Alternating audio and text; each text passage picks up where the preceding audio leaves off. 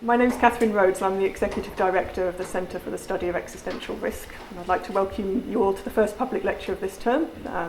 Please keep an eye on our website and subscribe to our newsletter. You'll find out about more public lectures. We've got the next one coming up on the 23rd of March. Today it's my great pleasure to introduce Rachel Bronson, President and CEO of the Bulletin of Atomic Scientists. Rachel oversees their publishing programmes, management of the Doomsday Clock, and a growing set of activities around nuclear risk, climate change and disruptive technologies. The Doomsday Clock being the most iconic symbol of existential threats to humanity and a key route to engaging the public on this topic.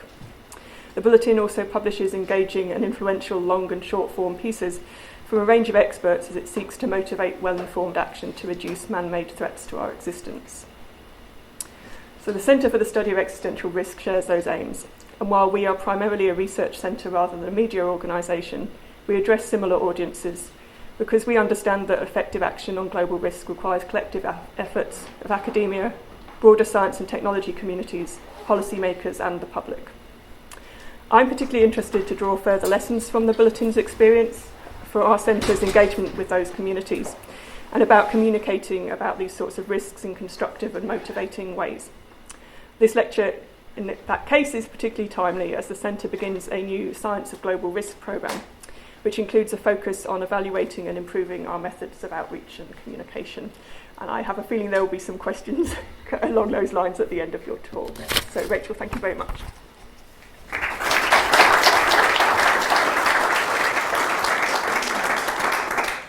Thank you. I'm delighted to be here. How's the sound? Is it okay? Okay, great. Normally I would be wandering a little bit, but I'm told that the mics are here, so I will stay here for the presentation. I am really delighted to be here. What an honor to be at Cambridge. It's my first trip to Cambridge, so I couldn't turn down this invitation, and so I'm delighted to be with you today. I was asked to speak about the Doomsday Clock, why it was set where it is, what it means, how we should think about it, and so I'll try to stay within that charge. As many of you may have seen, in January of 2020, the Bulletin of Atomic Scientists moved the Doomsday Clock from 2 minutes to midnight to 100 seconds to midnight. It's the closest it's ever been to midnight, midnight being the apocalypse. So what does that mean? And what goes into measuring that, and how confident are we that that should be the time? So all of that's really on the table for us to discuss. And I thought what I would do is talk a little bit about the history of the clock and how it's evolved, and bring it up to its importance now. Then move a bit to the most recent time changes. How did we get to this period where at being 100 seconds? And then talk about what we see as the issues now, which are many that our friends at the Center of Existential Risk are talking about, and what does that mean for the future, and how all of your research is contributing to that. So let me start with the clock itself. So the clock, well, let me just actually start with the Bulletin itself, because the clock is directly connected to it. And it's a conversation I've been having with some colleagues here during the day. The Bulletin actually comes out of the Manhattan Project and the scientists at the University of Chicago who were very involved in creating nuclear weapons. So in 1942, Enrico Fermi was at the University of Chicago where he split the atom, and they realized that there was energy available that could be weaponized. And there was a long way from that 1942 realization to ultimately where they got to in 1945.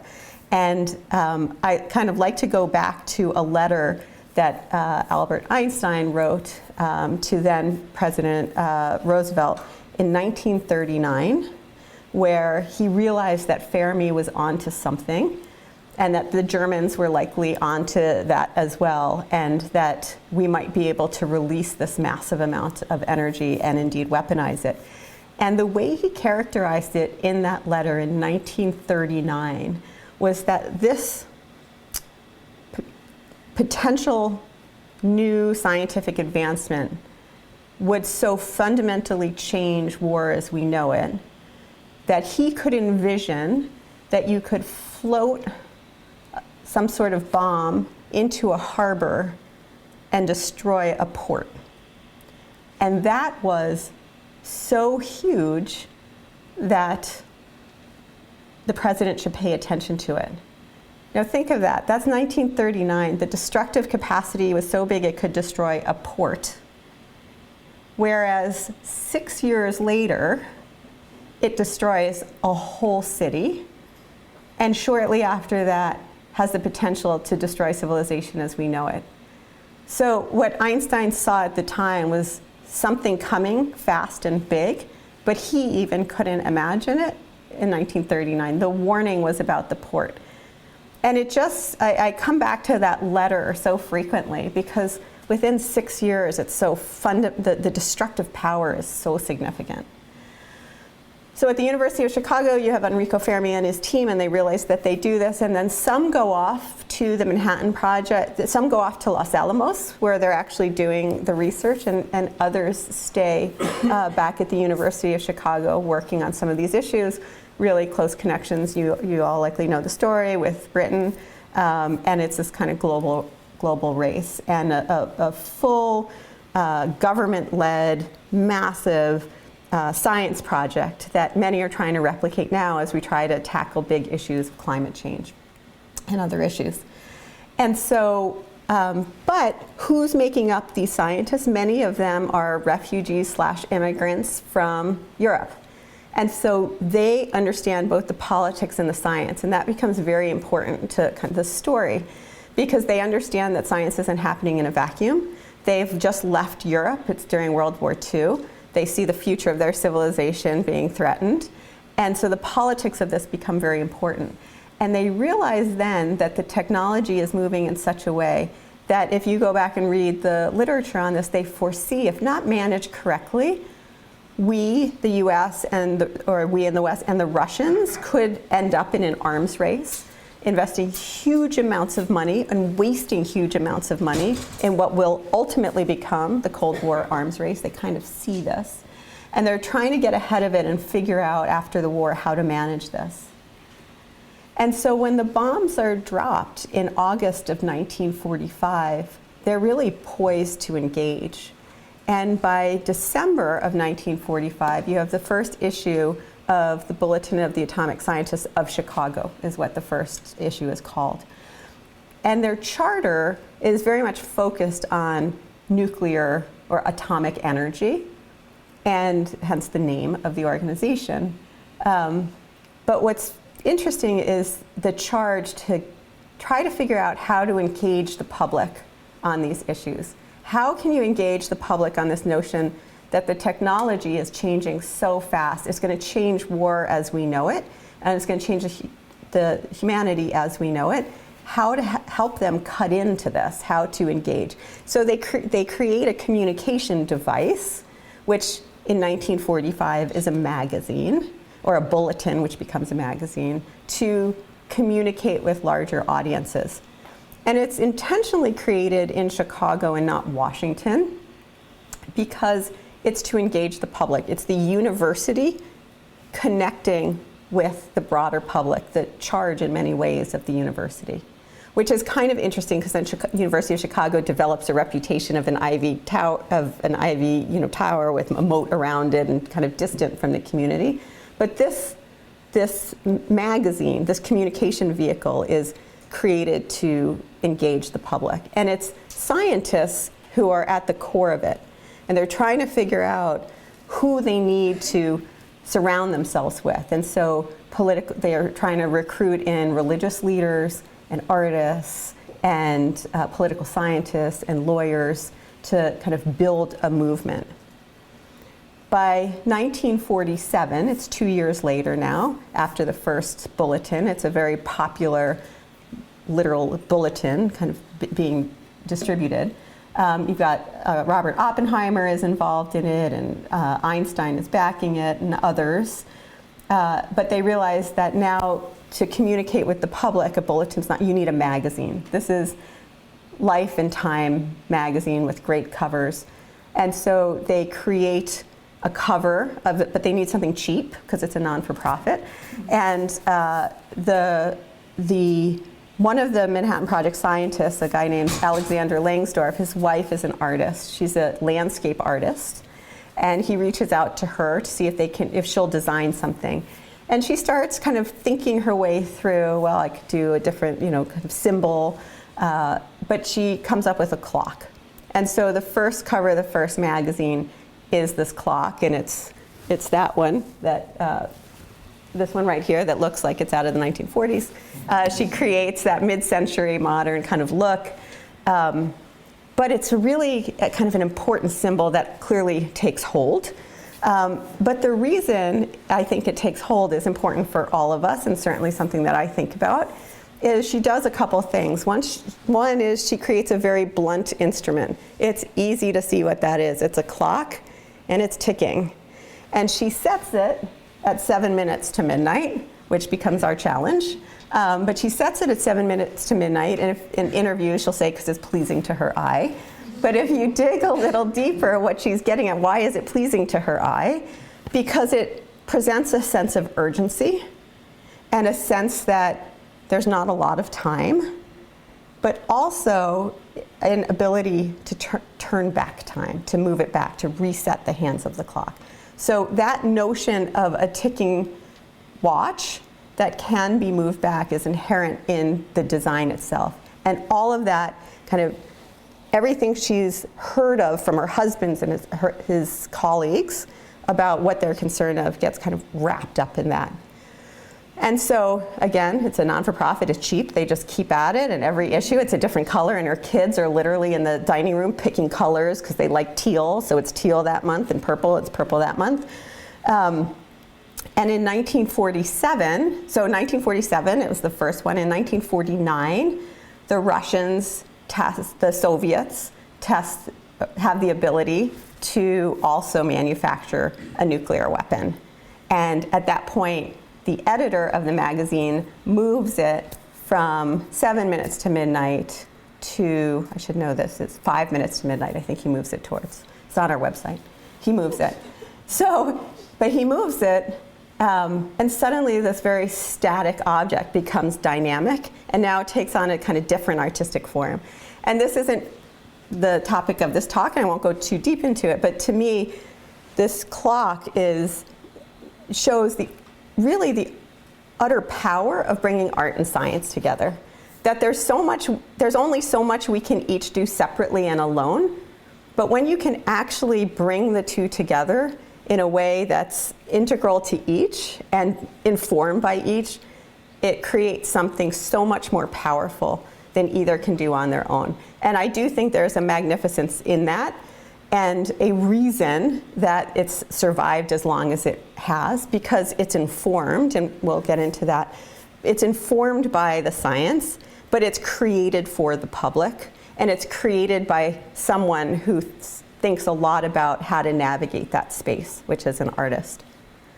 So it's set at 7, it moves to 5. The closest it had been to midnight was, it moves to 2 minutes to midnight, which was the closest it had been since 1953, which is when both the US and the Soviets test hydrogen bombs. And so that becomes the closest it had ever been until more recently. So then throughout the history of the Cold War, it was kind of moving backwards towards midnight and away from midnight based on an assessment of, at first it was the editor of the Bulletin, and then eventually the board of the Science and Security Board of the Bulletin. So the furthest it's ever been away from midnight is in 1991, at the end of the Cold War, when we move it as a result of arms control agreements that are being signed between the US and the Soviets, now Russians, and basically everything that the experts had been working to. There seems to be a moment where also we're reducing the number of nuclear weapons. So it's as far away as 17 minutes to midnight, and it's steadily ticked forward since. So this kind of frames the conversation we're in now. How do we get from 17 minutes to midnight to 100 seconds to midnight? Is that an appropriate time? What are we trying to say? Why is it where we are? And I look forward to the conversation that we'll have about it. Within that time period, we have probably one of the more controversial changes, which then also sets the table for what we're going to talk about in terms of the current time, which in 2007, climate change is added to the clock's calculations. And that has probably been one of the most controversial decisions that my organization has made, is by adding climate change. So how can we add climate change? It's like putting together apples and oranges, right? It's different time frames, different mechanisms at work. Climate change is over a long period of time. Nuclear destruction could happen within 30 minutes of a launch and a response. We can end civilization. They're just very different topics. So why did we do that? And was it the right thing? Still kind of debatable. So why they moved it, and I think part of the founding of the center, to which is hosting our event tonight, is this notion of what is this clock supposed to measure? So and then what's the bulletin about, and how should we kind of organize our research? Is it a measurement of the nuclear threat? Or is it a measurement of risks that could lead to human extinction or the collapse of civilization? And if you go back through the history, it's quite a fascinating history. There's an ongoing fight, because they didn't have to answer that question in 1945. In 1945, there was one technology. It was the weaponization of nuclear power. And so that's what it was. But as you start adding other threats, what is it about? Is it about, is what you're measuring nuclear issues, or is it existential threat? And if you go back and you look, and I think many of the scientists involved with CSER, I'm sure, is the same situation. Our founders, when asked in the early days, why was the Bulletin founded? He gives 3 reasons that I find just quite fascinating. The first is to educate the public about atomic energy. That's number 1. Number 2 was to get scientists engaged in the public debate. So there's still that debate today whether scientists should be engaged in public debate. And scientists themselves really struggle with it as well. Should they stick to their knitting and just do the science and the research? What's their role in politics? Are they expert in that? So the Bulletin was created as a place to say, yes, we need scientists involved in the scientific challenges of our day. So we know that today, in the next 40 years, more scientific advancement is going to happen than in the last 400 years. So it is moving absolutely. So we absolutely need scientists engaged in those discussions. And so we need centers and communication devices where they can have their home. But I would argue you can't put it all on the scientists' shoulders. And I think we have a really, we're kind of schizophrenic about that, if you will. At some point, scientists shouldn't have any role. These are political issues, and the political experts should deal with it. And at the same time saying, well, we can't figure it out, ask the scientists. And so it has to be a place where you have, and that's why it's very intentional. We have a science and security board. What I loved about CSER when I was here today is that there's anthropologists and philosophers and scientists all coming together. That's exactly, I think, the kind of interaction that we need for this moment, and that was in part the second reason that the Bulletin was created. But it's the third that I think is most relevant for today, and why I'm very comfortable including climate change. The third reason for the creation of this institution, of my institution, was and it's a quote, which is, to manage the dangerous presence of Pandora's box of modern science. And I kind of love that phrasing of it, and I think it's so relevant to where we are today. It's how do we manage the dangerous presence, presents, this gift, this incredible gift of knowledge that we are being given. How do we manage the dangers around them? And this is where, and then of modern science, I think the term modern, again, very relevant to today, which is there was something different happening in the 40s, which I would say we're revisiting today, which is this modern science of it coming so quickly. in so many new and different areas to figure out how are we going to manage these dangerous presents. And for that reason, even though we were created by scientists and even though we're surrounded by scientists, I like to say we're agnostic about whether science is good or bad.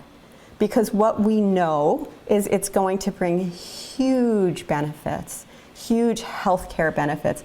We're going to be able to address issues of poverty like we haven't before. We're going to be able to move healthcare responses and develop new ones in ways that are pervasive that we've never been able to do before.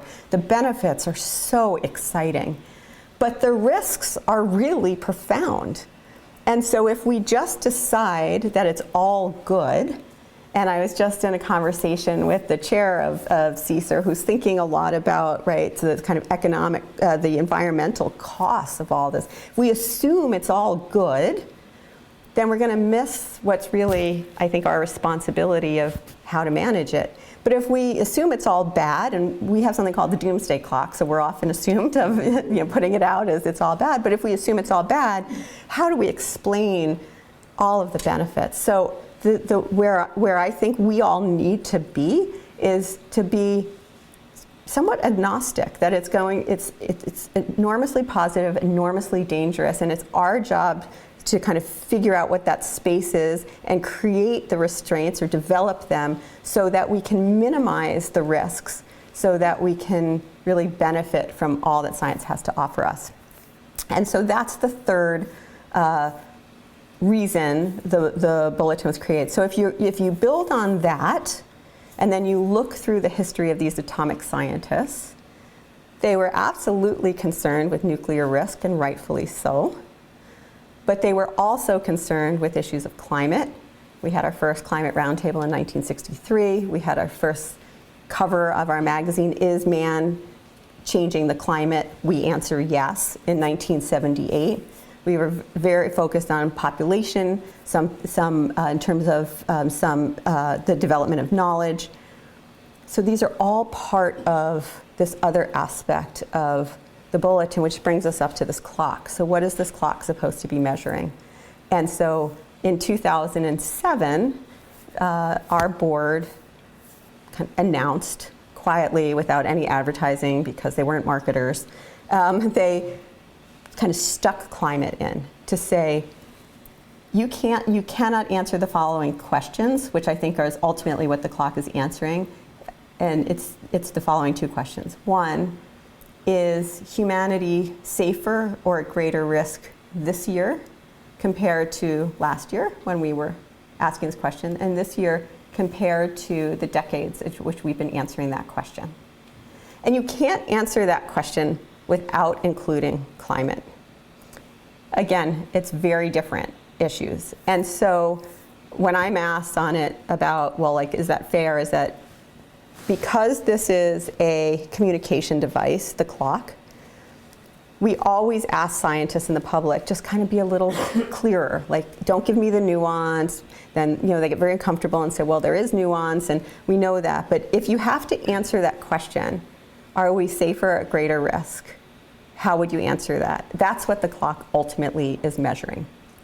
And so that leads us to include climate in 2007. Okay, so that's kind of a backdrop to where we are now. So moving forward a little bit, 100 seconds to midnight. So how did we get here? So I said in 1991 we were back as far as 17 minutes to midnight. I want to walk you through the last few years of the change to kind of set the table for where we are today, and then thinking about how do we move forward. So it was 17 minutes to midnight. One of the most consequential changes that we made in kind of the recent era was, I hope I'm getting these years right, it was in 2015. We moved it from 5 minutes to midnight to 3 minutes to midnight. That was a very big change.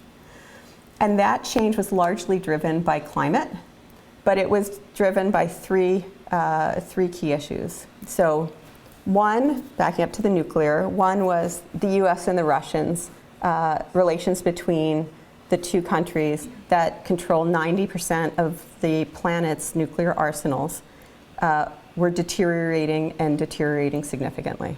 and that many of the bridges that were built during the Cold War were being dismantled. And the threats on both sides were growing, and the lack of trust was really apparent. The second reason from that move from 5 to 3 was that every major nuclear state was investing heavily in their nuclear arsenals. And so you were seeing massive investments across the globe. Russia was involved in its programs. Pakistan has the fastest growing nuclear arsenal on the planet. China was making investments in its nuclear programs, and also a lot of the technologies that surround it. And the United States was about to embark on what looked like to be and is called the modernization program, which is a euphemism for increasing significantly its arsenals. But across the globe, you all had your Trident debate here. There was a reinvestment in 2015 across the globe, and a moving away from where Reagan and Gorbachev were, that nobody wins a nuclear war. And there seemed to be a reinvestment after decades of moving away from that. The third, though, was a big issue on climate change, which was our climate scientists very concerned that the global architecture needed to address the coming threats were not in sight, that you didn't have the kind of global response that was required.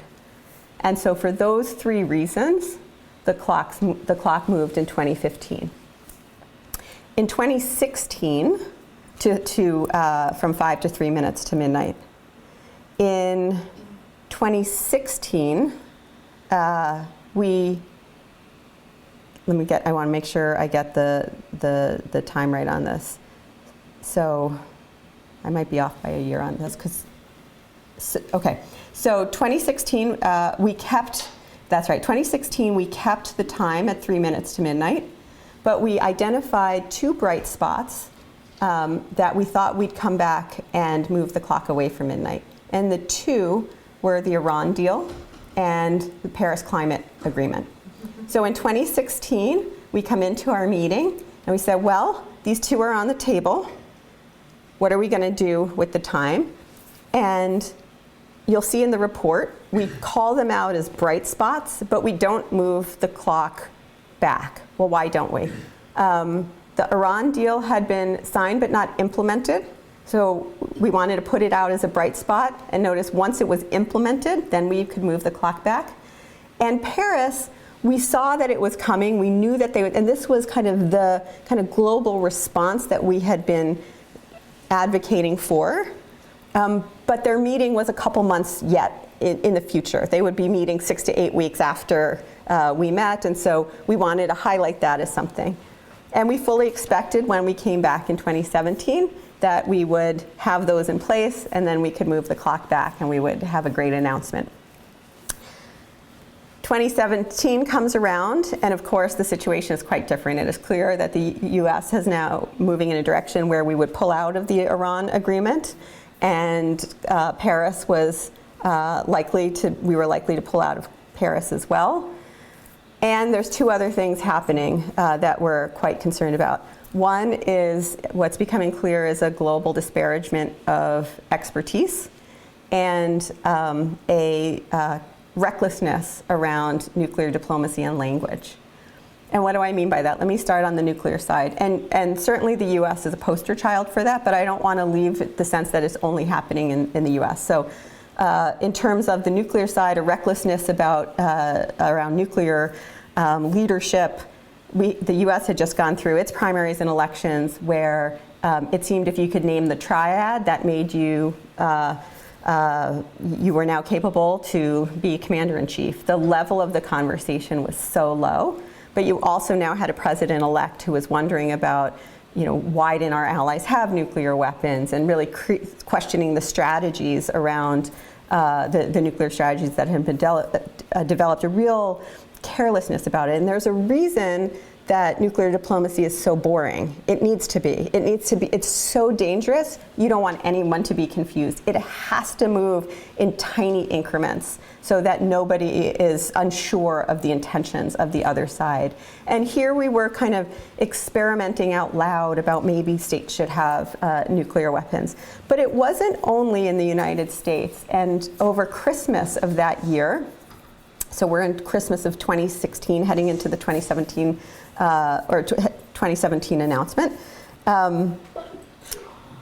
The Pakistani foreign minister and the defense minister, Pakistani defense minister, responds to a fake news tweet and basically issues a nuclear threat against Israel, another nuclear state, based on a fake news tweet.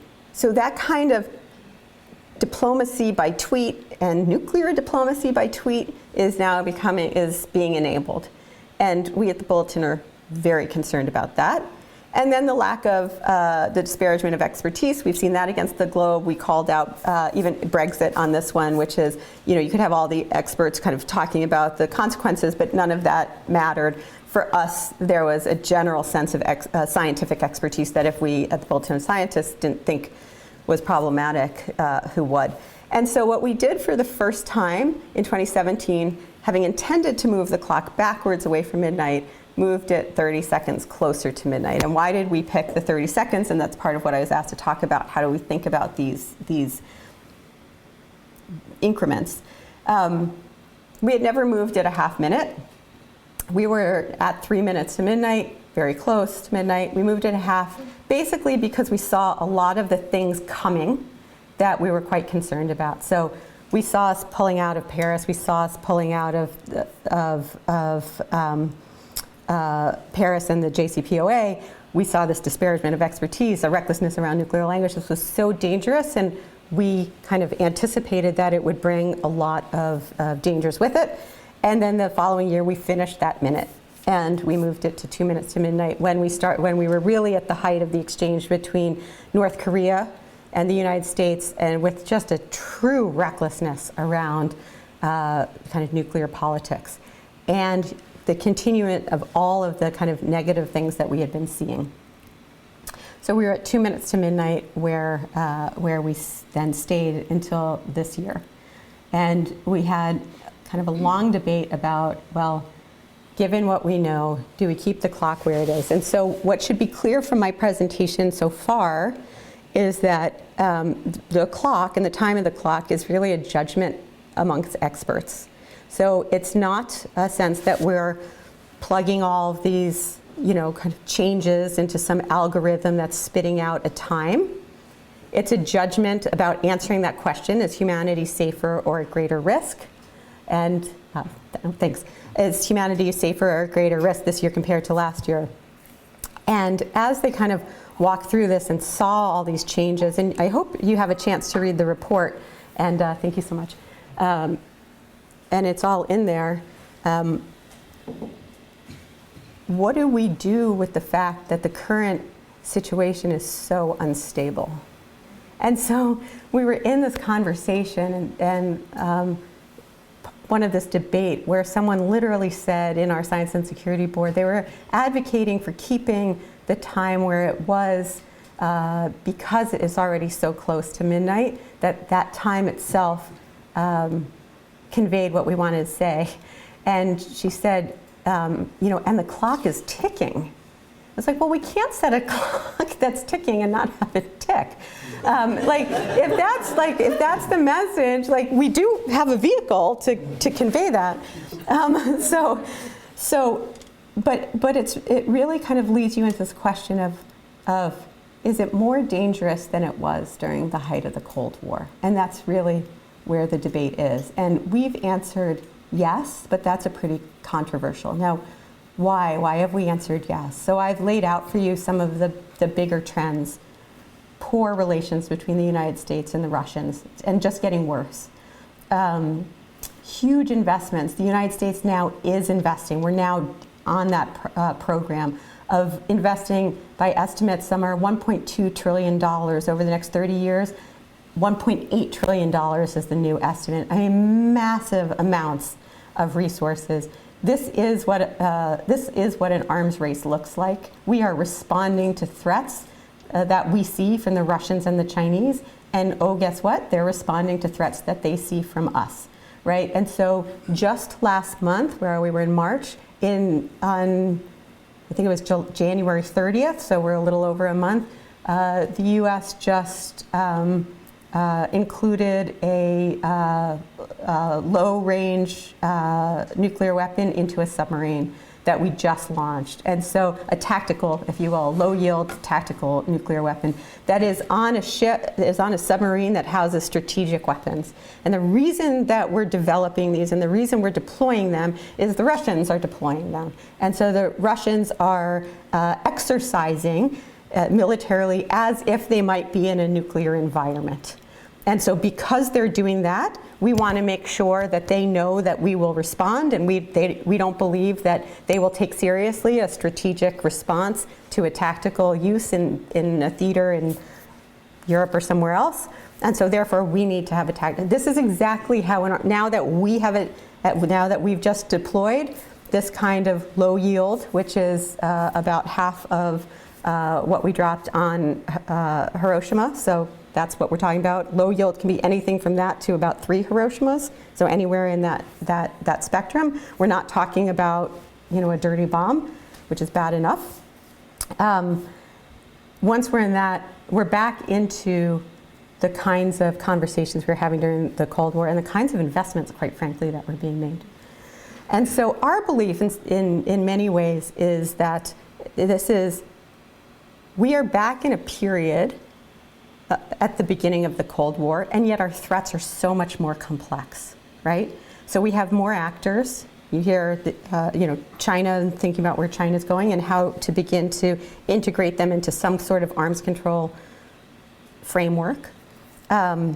We have the growing challenges of climate. We have new technologies, and we spend a lot of time talking about disinformation, and we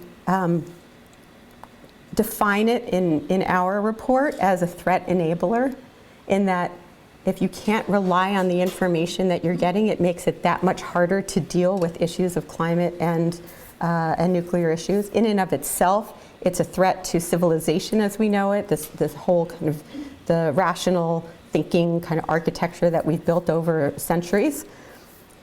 And it's all kind of coming together in an era where we are dismantling our abilities to deal with them, and that we're dismantling the global architectures that were created and not built upon. So you will hear the US administration and others walking away from arms control agreements because they no longer work. But rather than figuring out how to make them work, we're doing what Lyndon Johnson, kind of he said, and I think it's totally appropriate for this moment, which it's easier to burn down the outhouse than install plumbing. And that's really where and it's true. It's easier to walk away from an arms control agreement that has, I would say, set up an architecture in the arms control space that you can refer to in some ways as the golden age of arms control, which lasts from 1970, when the NPT comes into force, until about 2010, where New START was agreed upon. That era, we're on either. Before that, you were in a massive arms race and very dangerous. After that, we're back there. And in a moment where we need these global architectures to manage things like the coming climate crisis, as well as the ability to respond to global health threats and all of the above. So just when we need this, when the threats are becoming so much more multinational, we're dismantling them. And there's nothing in sight in terms of, well, okay, if we pull out of the JCPOA, the Iran deal, and we pull out of Paris, well, what replaces it? You're not going to go back to it. No new administration's just going to go back to it. We need to think of something new. So that's where I often will kind of end at universities with students in the audience, because this is a pretty important time to be studying these issues, because we need a whole lot more creativity. And quite frankly, just kind of calling from arms control agreements, it's not, what does that look like in 2025, in 2030? How are we going to integrate the Chinese into that? What does the different countries need to do? I was just talking to Martin Rees this morning, in terms of climate change, in terms of biotechnologies, what can we do at places like Cambridge to create some kind of new novel approaches to dealing with this? We're kind of at a moment where the old isn't working, but we're burning down the outhouse instead of installing new plumbing. And so for students, I think this is a pretty heady time to be working on these issues. but we got to get through this time period. And so what else can we do? And so at the end of our report, we talk through different things that we can do, and it really comes down to civic engagement. And these are really hard issues to get folks involved in because they're so massive, and we all have our day-to-day lives. So I was just talking on the way over that, interestingly, it's in the climate space where, the conversation on the way over, talking to a climate scientist or an engineer working on these issues, you know, and it can be demoralizing. It's like, how do you get people engaged? Well, on the nuclear side, they're looking at the climate, all the successes on the climate side. So if you're on that climate side, you're being looked to now as the example of how to get engagement, because this was a bright spot we called out in our report. What you're seeing in terms of political pressure on climate is that major parties are introducing climate responses into major political platforms across the globe. And those kind of young movements are pushing politics in a way that we haven't seen before. Not fast enough, and that's why we didn't move the clock back. There was discussion on that. Not fast enough. It's not outpacing the science. But it's the beginning of something different that we haven't seen before. And so that kind of global engagement, you're beginning also to see interest on the nuclear space revived as, you know, issues of North Korea and everything are in the news. And I think the challenge in the new spaces, in the kind of biotechnology and cyber, is what do these regimes look like that we don't have an architecture for, and what is that going to look like in the future? And this is new and in some ways very similar to where we've been in the 50s, but now for a new set of issues. So we moved the clock from 2 minutes to midnight to 100 seconds to midnight, and that because the clock is ticking, and we did feel that we needed to convey that urgency. And in many ways, the situation is more dangerous, although we don't feel it, which makes it more dangerous. So hence we moved the time. And then the result, going back to, and it'll be my concluding point, the magnificence of this combination of art and science and this iconic Doomsday Clock that Martel Langsdorff created for us, is that when we release the time, we really do stop the news cycle. And in doing that, we give the public an opportunity to engage on these issues that are so difficult to engage in. And we get a lot of questions like, should we have moved it? Which direction? What does it mean? We get a lot of negative as well. But in my mind, to the extent to which someone can sit down at their kitchen table and say, they just moved it to 100 seconds, what were they thinking? Or they just moved it 100 seconds, I think they should have moved it closer. That's the conversation that we want to be having. And as long as we can back it up with reasons that I think are quite defensible and can begin that conversation, it's a very powerful motivator for all of us to be able to offer in our expertise at that moment when the world stops and listens. And so with that, part of my trip to CSER today is to figure out ways that we can also connect with the organization and figure out, are there ways then when we make that announcement, we're more tied in with those doing work here, and so that they can kind of add in their voice to that. So I hope that's the first stab at answering the question of why the clock, why it was set, what's important in the moment that we're in, but I'm certainly happy to take your questions as well. So thank you.